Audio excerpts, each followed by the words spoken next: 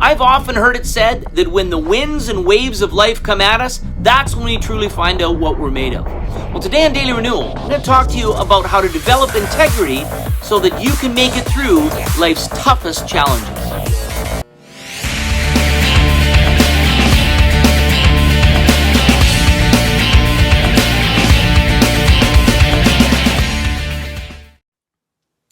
Well, over the years, I've met many people that say, you know what, I just want to do great things for God.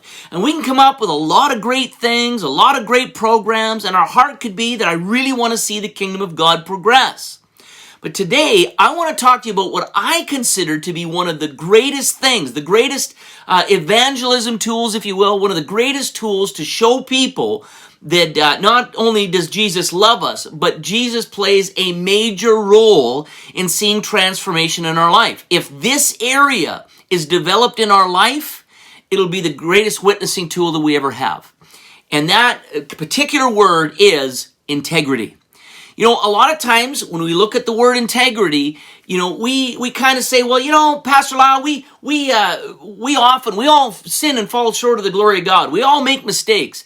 And as much as that is the case, today I want to show you a couple things that if you just incorporate them into your life, they will assist in seeing integrity built into your life. Now, ultimately, this isn't about changing our behavior, but understand that God is the one who builds integrity into our lives, but there is things, as I just mentioned, that we can do that will assist in seeing integrity built into our lives. I'm Pastor Lyle, and welcome to Daily Renewal. If this is your first time tuning in with us, I just want to ask you to consider becoming a subscriber to our channel. And if you're getting benefit from this video or any of the other videos, please like and share it with anybody that you think that it will help.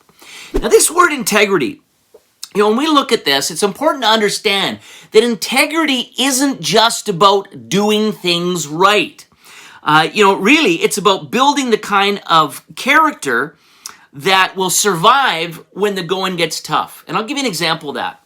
All through my years of going to church, I remember early on in my church experience that I had a mentor, and I actually lived at his house. He was a deacon in the church. I was a new Christian. There was so much turmoil going on in my life. And I had the chance to watch this man who, he had been going through this situation. He had just lost his wife. She had passed away.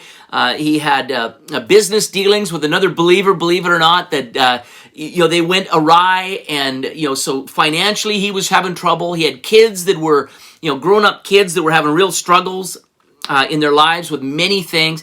There was so much going on in this man's life that honestly, if it was me at that time, I would have buckled. I wouldn't have known what to do. But this man had a walk with Jesus. And I remember one time at about 4 a.m, and he was an elderly gentleman, so he had some hearing assistants. And I say that because it's an important part of the story here. I remember at 4 o'clock one morning, all of a sudden I heard this noise. So I woke up and I went downstairs, and I remember he had his little desk lamp on. He had his arms raised. He didn't hear me coming down the stairs, and I just looked around the corner, and he was just singing songs to Jesus. And I had seen a lot of church-going people, a lot of religious people, that when the going got tough, their integrity did not stand. We can do a lot. We can do things. When things are going good, it's easy to have good behavior, and it's easy for us to adjust sometimes and put on an act. But when the going gets tough, that's a real test of our integrity. And for this man, I saw something that I had never seen before up to that point. Was somebody who truly did have a trust in Jesus, to the point where all of these external things, all these winds that were blowing against his life, if you will, that were trying to rock the boat of his life, he was strong enough in his relationship with the Lord that he was able to push it all aside and make the most important thing his focus. And that was spending time with the Lord and allowing the Lord to develop him, especially in the tough times. Friend, if you're going through times that are excruciatingly painful, you need to understand that not only did God see that that was going to happen, but if we learn to embrace this properly, all of these things can be used in seeing your character developed. And I'll just touch on this before we get into some of the points today. But when we look at the book of James, for example, in chapter 1, verse 2, it says this: "My brethren, count it all joy when you fall into various trials, knowing that the testing of your faith produces patience." In other words, the testing of our faith is this idea of believing and trusting that God, having faith that God sees the things that you're going through, and us trusting him to get us through these the way that we're supposed to get through them. Now, having said that, it gets better. It says, knowing that the testing of your faith produces patience. In other words, if we do this properly, we will become more patient. We can become more patient because we have trust in the Lord. It says, "But let patience have its perfect work, that you may be perfect and complete, lacking nothing." Well, this is amazing, because when you look at this, we've heard people say, well, when they buckle under pressure, or when they, when there's something going on in their lives, and people see it and they're confronted with it, you've often said, maybe you've said, or you've heard people say, well, nobody's perfect. Well, apparently, according to this, there is a version of perfection that is attainable. And, when we look at the only one who is perfect, it's God. Jesus is absolutely perfect. So when we understand that the trials and temptations that we go through, if we go through them properly, they will help us develop our faith. In turn, that helps us with our patience and trusting in God, and understand that when we can embrace the things we're going through, these assist in our character being developed, or overall our integrity being something that can be used by God to draw others, but also to help us get through a lot of these things that we go through. So it says, if we do this properly, we'll be perfect. In other words, we'll be more like Jesus. None of us are there yet, friend, but the available thing that we have to us is that if we look to the Lord, then he will help develop us so that we can be closer to perfection, which is like Jesus. We'll be complete. When we rest in him, when we learn to rest and trust in him, no matter what we're going through, then it gets us to this point of perfection, of being complete, and of lacking nothing.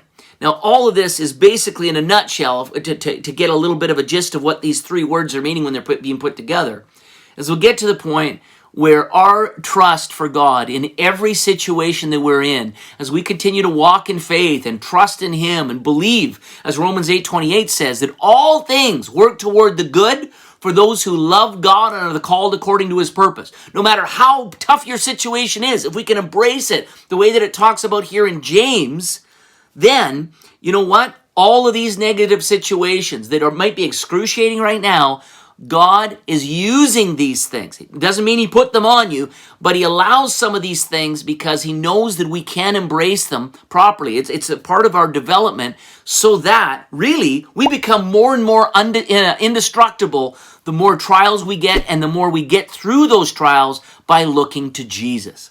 So with that, as we do that, that builds that word that we've been talking about that I want to focus on today, and that is the word integrity. Integrity, again, doesn't happen by just doing right things. It comes by making right decisions and then allowing the testing to come so we can see if those decisions are really part of who we are, or are they just some behavior modification or some act we put on before people. It is often through the trials that we get to really see in some ways, in a hurtful way, that maybe we aren't as developed as we thought.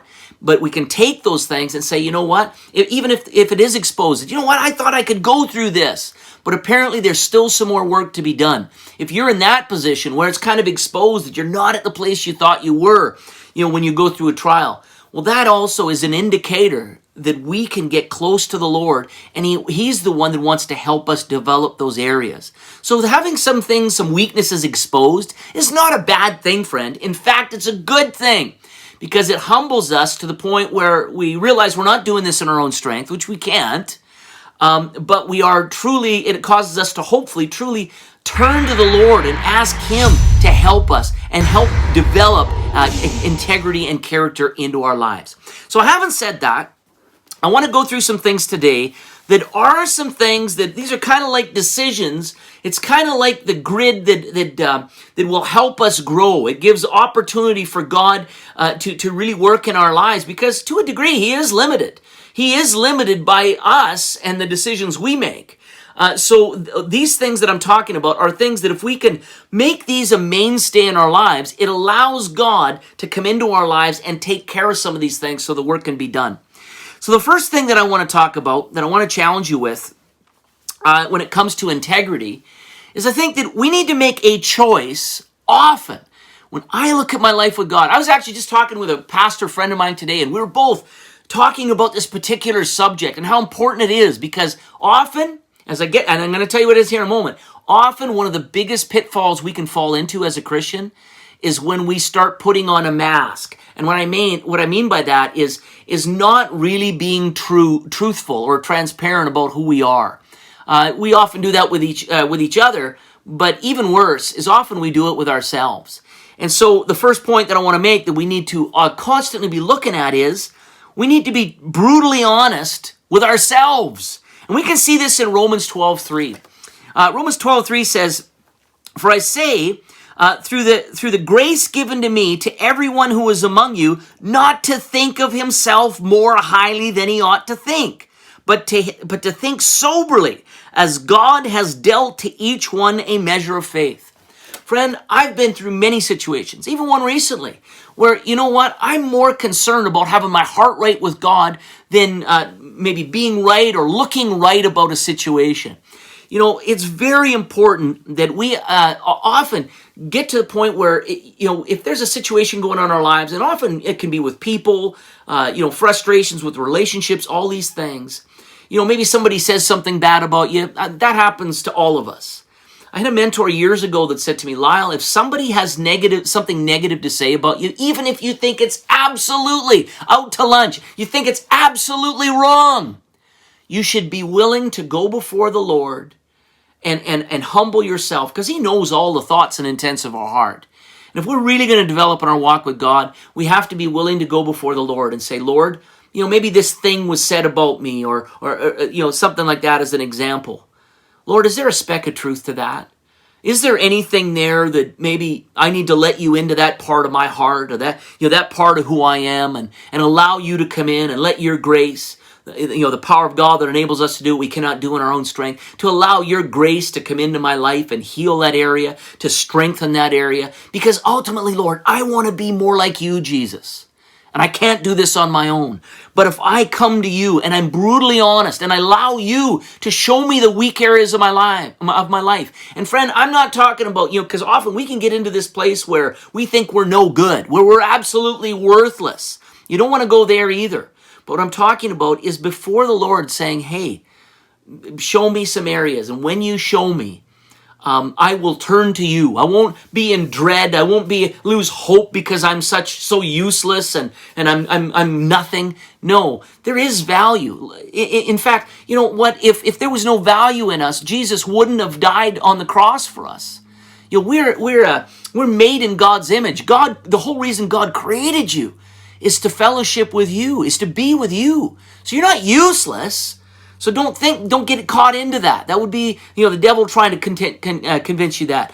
But understand, there is something to be said for standing before God in humility and saying, Lord, I want you to reveal to me if there is not if there is, because there always will be. What things are there in my life that that I maybe have wrong motives about, that maybe are not pleasing to you, and I want to hand those things over to you so you can strengthen that area of my life. And often, when we know there's a problem is when sin creeps in and we start making excuses. Friend, once you get into that area, once you start crossing lines on that where you know that you're doing things that God's not pleasing with and you're making excuses about it, then that is a definite warning sign that we need to get before the Lord and begin to be brutally honest with Him in prayer. Now, the second one that I want to talk about today, we find in Proverbs 19, verse 20. And it says this, it says, listen to counsel and receive instruction. And that word instruction can also be interpreted as discipline. So listen to counsel and receive instruction or discipline, that you may be wise in your latter days. And so the second thing that I want to just really emphasize in regards to building integrity is having other people, that trusted people that have integrity, and it's not hard to tell who they are often. If you do have a hard time telling, pray about that. And often you can look at the list of the that I refer to as the fruit of the Spirit listed in Galatians 5, and you'll see that if somebody has integrity, usually there's an abundance of love, joy, peace, patience, kindness, goodness, faithfulness, gentleness, and self-control. Now, finding somebody whose Christian walk has obvious fruit in their lives and submitting ourselves to them and asking them, questions about the faith, asking them about, what do you see in my life? Submitting yourself to someone. And this is why it's really important. We've done a lot of messages on the fivefold ministry, and maybe you're going to a church that has, most churches have what we call pastors. Often that is the spiritual, or one of the main spiritual leaders of the church. Maybe it's somebody like that, we need to submit ourselves to some of the teaching, submit ourselves to maybe, conversations about where we're at in our lives. The main thing we have to understand in this idea of seeking counsel is that we have to have a teachable spirit. We have to be somebody that really does want to listen. And in our day and age today, a lot of things in our culture are about gathering information so we know, so that we can win arguments, so we can be the smartest person in the room. Friend, I'm going to tell you that often being the smartest person in the room is often that's the person that's the furthest from God. Not always, but often that is the case. You can be very learned, but really what God is looking for is people that are teachable. So for myself, I cultivate relationships, and I don't do this with everyone, but when I see people that I really believe understand this principle, I have no problem submitting myself to other pastoral friends, and not only that, but other close friends that we have built relationship with, finding people that I can trust, that I will allow to speak into my life and give counsel. Also to help see blind spots in my life. We've all got them. So having trusted people in our lives, having built relationships that are close, that can help us with some of these things is really important, again, in helping us develop integrity.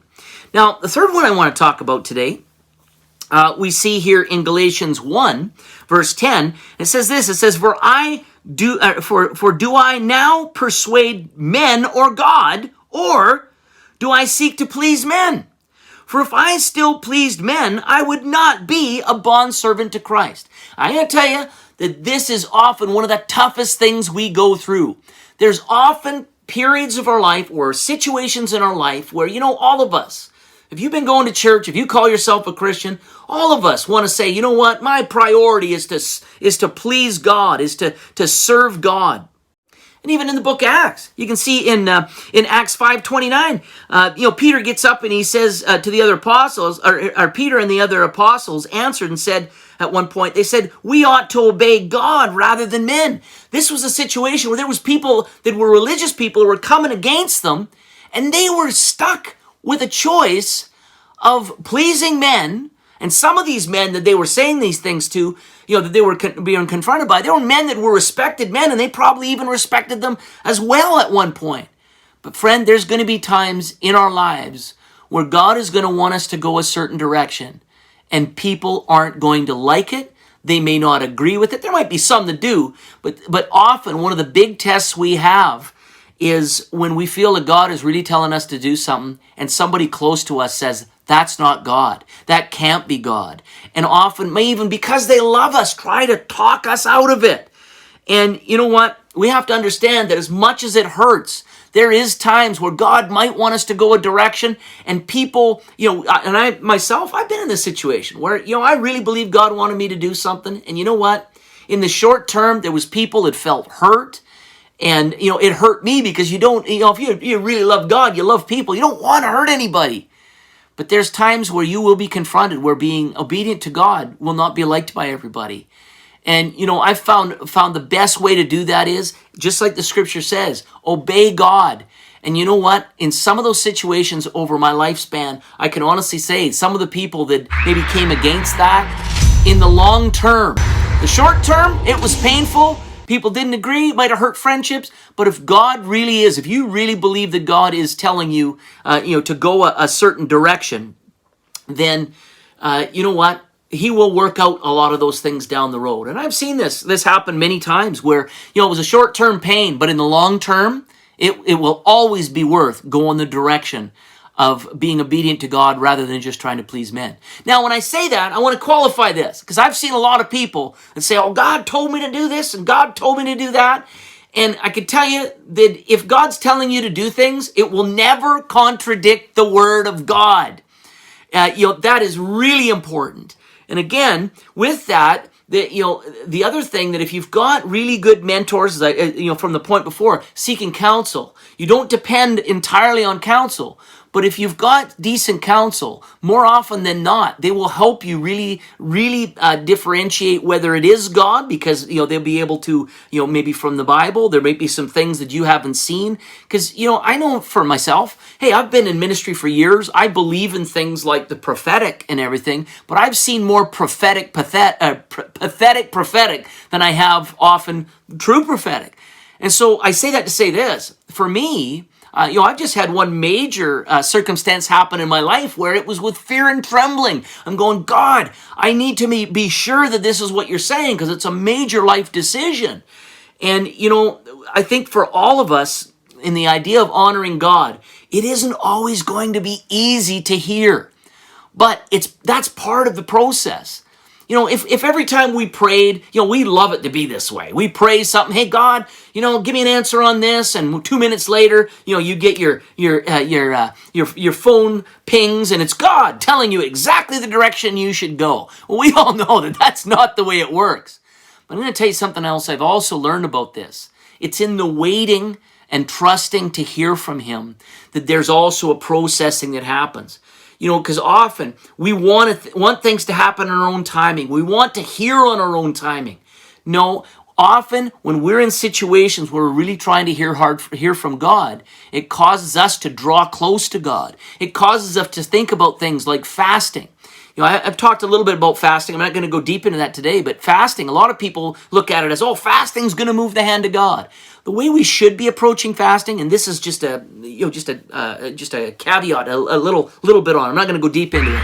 The way that I look at fasting and approach it is this: fasting is getting rid of outside things that are distractions, abstaining from some things, and focusing. Not just abstaining from things, but using the time to focus on the Lord through His Word and through prayer.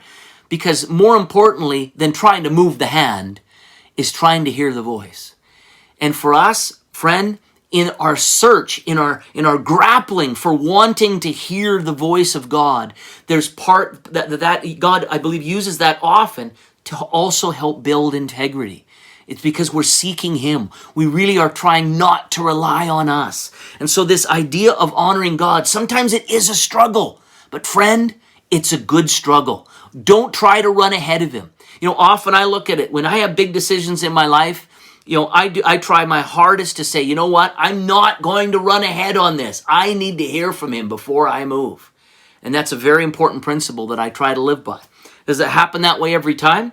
No, I've had times where it's just like, okay, the decision has to be made. But because of that struggle, because of that the time spent with Him, I've often found that really He was directing me the whole time. So that brings me to my last point today, and we see this one in Matthew 22:37. But before I read it, I just want to tell you what the point is, because I'm going to be honest.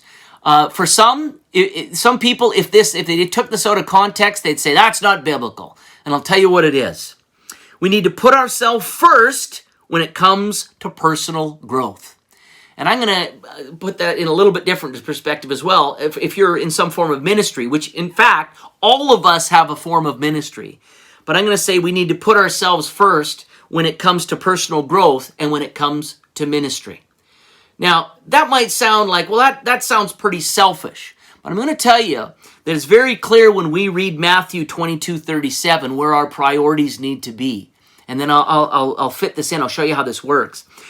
In Matthew 22:37, it says, Jesus said, "You shall love the Lord your God with all your heart, with all your soul, with all your mind," and also understanding is what that means with mind. "This is the first and great commandment. And the second is like it, you shall love your neighbor as yourself." Now, often, when I first told you about this thing about putting yourself first, often we're taught, oh, you need to put others first. And that is true. We do need to do that. But I'm going to tell you that there's, again, a bit of an adjustment that we need to make there. Putting others first is absolutely something that God would have us do. But it needs to be in context with our overall spiritual walk. And it's this. The first thing we are supposed to do, because it is in this order. The first commandment and greatest commandment is to love the Lord our God with all our, in this case, our heart, our soul, and our mind. That's the first. And I can tell you, if you don't take care of that first, and that's something that is putting you first, and if you want to use, might not be the exact terminology that I want to use here, but understand that if you don't take care of that first, then the other will never be as effective. And I'll explain. This idea of putting God first, our relationship with God is paramount. As a pastor, I've seen many people, I mentioned this before, the Bible's clear on the fact that the giftings of God are without repentance. And yet we've seen many ministers fall, many Christian leaders fall, and I'm going to tell you why they fell. It had everything to do with the first and greatest commandment. All of us from time to time will be challenged with where we are with our first love, and that first love being Jesus. If we focus too much on the second commandment, if we put the second commandment that, by the way, all along the commandments hang upon, if it said this, love your neighbor as yourself, and then, love the Lord your God with all our heart, etc., it would be out of order. I submit to you this. It's through loving the Lord our God with everything that we are, with our heart, with our soul, and with our mind. It's through that the overflow of that can then pour out and minister to the second part of the commandment, which is loving your neighbor as yourself. So this statement of putting yourself first when it comes to personal growth is simply this. Make sure that your walk with God is the most important thing in your life. Whatever ministry you have, whatever business you have, whatever you have that takes up your time, it's not near as important and won't be run as effectively when you don't put Jesus as the first thing in your life, when he's your all in all. Friend, if we continually look to him and continually cultivate our walk with him, then it's from there it's from the abundance of that we can effectively minister to people. Because I'm going to tell you right now, I've seen many people that they try to minister when they're empty, when the relationship with God has gone dry. And I'm going to tell you, friend, that if you've got nothing in the tank, for a better lack of words, when you got nothing in the tank, you got nothing to give. And so it's with that today, I want to challenge you on these things. It's a great honor and privilege to just be able to meet with God, to spend time with him. And I'm going to tell you that from there, it's every bit as exciting when you have a walk with God that's vibrant and you share that with others and you begin to see that what you have, once it's being poured out to other people, and when it starts to impact them, challenge them, and encourage them to have the same kind of relationship, a relationship where they're allowing integrity to be built in their lives. It's from there that they'll start seeing results. When the winds blow, when the waves come, they'll start to see that there's something built in them. There's integrity built in them to the point where what they've chosen to follow, what they've chosen to believe, is actually making a difference. And that, my friend, is nothing that can be manufactured by man. It's from there, when people can see believers that are actually walking with God to the point where when these things come at them, they can still walk with integrity. It's that is one of the greatest witnessing tools that we've been given by the Lord to reach the lost. Well, I hope you're challenged by that today. I hope you got something out of that today. If you did, I want to encourage you again, if you're not a subscriber to our channel, please subscribe to our channel. And if you got something from this content, please like and share it with somebody that you think that it will help. Also, if you'd like to donate financially to Daily Renewal, please see the links below. Well, I really enjoyed our session of Daily Renewal today, but until next time, God bless you and have a great day.